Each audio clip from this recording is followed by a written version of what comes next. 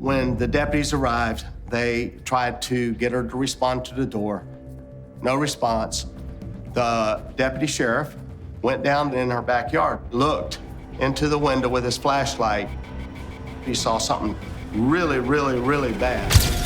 The parents of Christine Powell had not been able to reach her for a couple of days, and they came to Gainesville, and they couldn't get no answer at the door.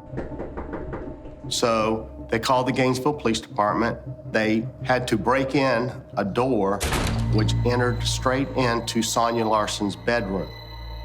They discovered a rather gruesome scene. They find Sonia on the bed, stabbed to death. They secured the scene, and then they began to examine it for evidence. It appeared as though she'd been there a day or two. She had last spoken with her parents just a few days before that. This was not a typical crime scene. What was striking about this particular scene was the posing of the victim on the bed. The way she was positioned on the end of the bed wouldn't be a natural position for someone sleeping. Sonia was pulled to the edge of the bed.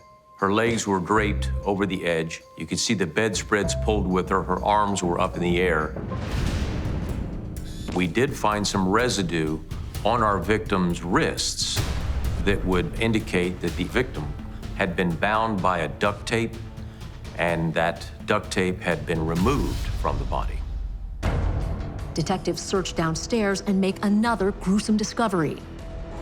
While they were checking the apartment, they found Christine Powell spread out on the living room floor.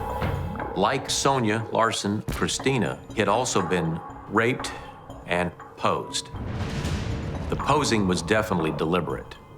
It was done for its shock value for whoever was to enter that room.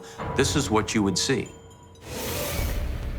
I don't think any of our law enforcement officers that were exposed to these crime scenes had ever seen anything like that. When we rolled her over, we discovered stab wounds in the middle of her back.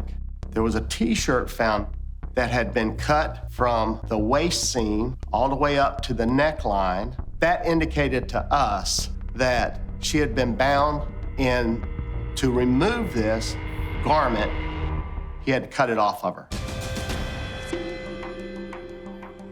There was some napkins found on the kitchen counter that had semen on them.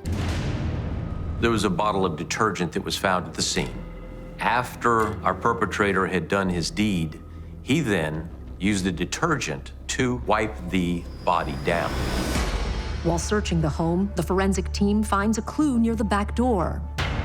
The killer used what appeared to be a screwdriver to pry open the door leading into the kitchen area. There was impressions in the door frame itself. It left several marks. We had a good piece of evidence there. It's like a fingerprint if you find the screwdriver. It's like finding the gun that matches the bullet. We just need to find a screwdriver. Homicides are crimes of passion, for the most part. But this was just something evil. We felt as though we were looking at someone that was just a monster. Who could have done this and why? What's the motive? You're gonna canvass the neighborhood. You're gonna look at anybody that may have reason to commit this heinous crime. That's where we're gonna start.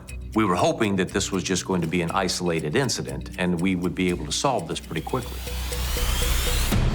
Just hours after Sonia and Christina's bodies were found, police get another call about another young woman who may be missing.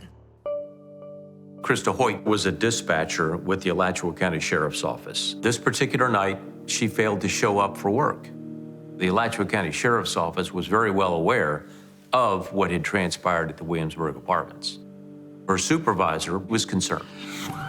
They dispatched a deputy sheriff to Krista's residence. When the deputies arrived, they tried to get her to respond to the door. No response. The deputy sheriff went down in her backyard, looked into the window with his flashlight, he saw something really, really, really bad. The deputy entered the residence to find another horrific scene. Blood everywhere. She was raped, she was stabbed, and her torso had been cut open with a knife. She had been disemboweled. She had been posed on the side of her waterbed with her feet on the ground, her arms on her thighs. Krista Hoyt's body has been posed just like Sonia Larson and Christina Powell's. But the killer has taken it a monstrous step further. The most horrific part was that the decapitated head had been placed on a bookshelf and was looking back at her decapitated body.